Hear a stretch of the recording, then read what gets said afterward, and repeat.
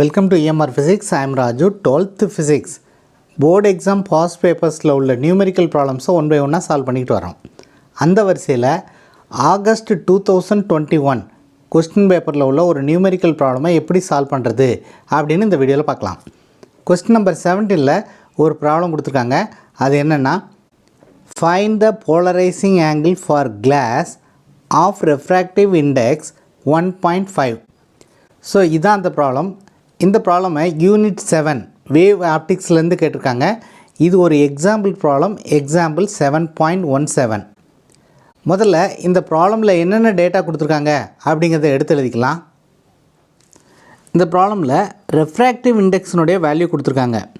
So refractive index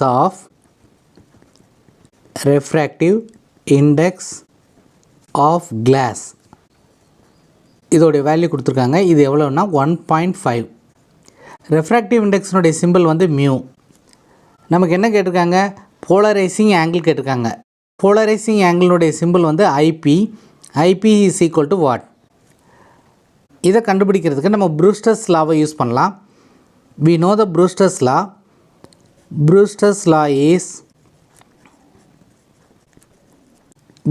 law is mu is equal to tan IP. mu உடைய value கொடுத்துருக்காங்க, IP உடைய value வேணும். So tan IP is equal to what is mu? mu is 1.5. we have to find IP. so IP is equal to tan inverse of 1.5. So இந்த 1.5க்கு tan inverse எடுத்தோம்னா அதுதான் polarising angle.